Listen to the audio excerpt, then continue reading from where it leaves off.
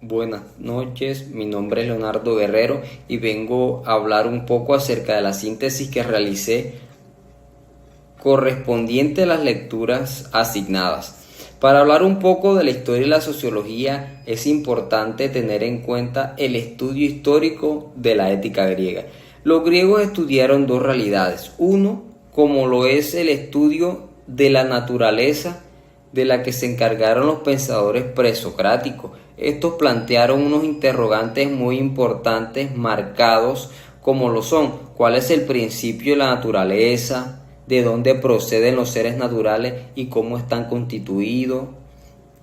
Para dar respuesta a estos interrogantes, los presocráticos recurrieron al análisis de la naturaleza y al papel que cumplían algunos elementos dentro del contexto donde se encontraban.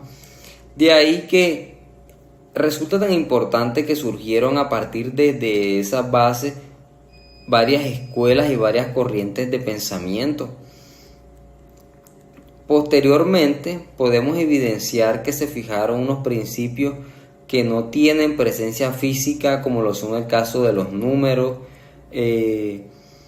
sustentado por Pitágoras, el agua, el aire, que fue explicado por la escuela de Mileto, de igual forma el ser por Parménides, el cambio por Heráclito.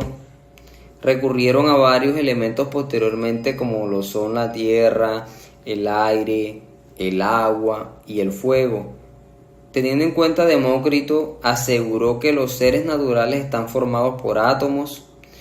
Y el segundo, pues el estudio del hombre a mediados del siglo V a.C., a partir pues de este contexto se dio un gran giro en la filosofía para estudiar la conducta del hombre y la vida social dentro de este periodo, al cual se le denominó antropológico.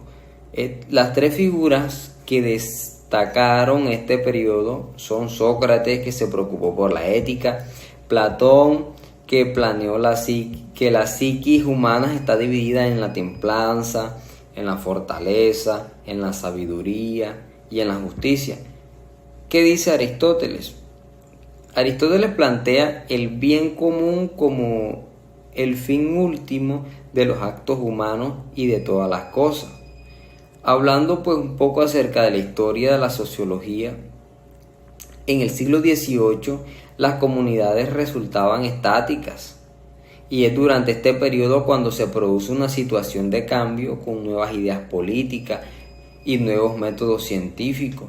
Desde el Renacimiento se producen estos cambios que culminaron con una revolución económica. Y eso es un punto que marca la historia. El capital y el salario han transformado el orden social y la cuestión y el punto de atención que en este momento era distinto.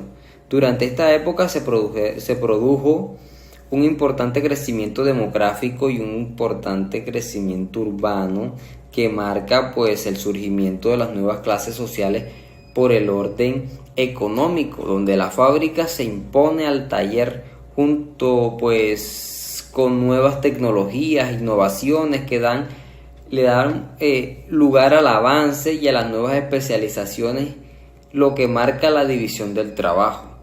¿Cómo surge? Claramente surge como una transformación pues social o una reorganización de la sociedad desde tres estados evolutivos: el teológico,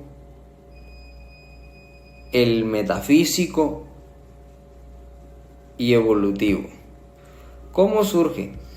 La sociología surgió de la crisis y en estos momentos se encuentra en su mejor contexto para expresarse. Nosotros diario pues palpamos a la sociología y a veces no lo tenemos en cuenta. Hace más del siglo y medio donde esta problemática pues inició, la existencia de la sociología ha sufrido profundas revisiones y de manera pues tan marcada que ha identificado el proceder que se ha alejado bastante del método físico pero que se ha desviado de una manera muy importante a los postulados del método científico.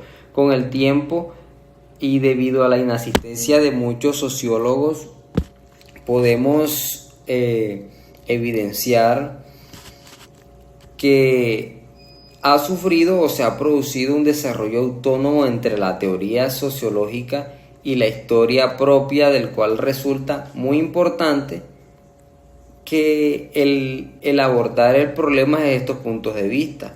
Los principales precursores que han marcado la historia de la sociología son Simon,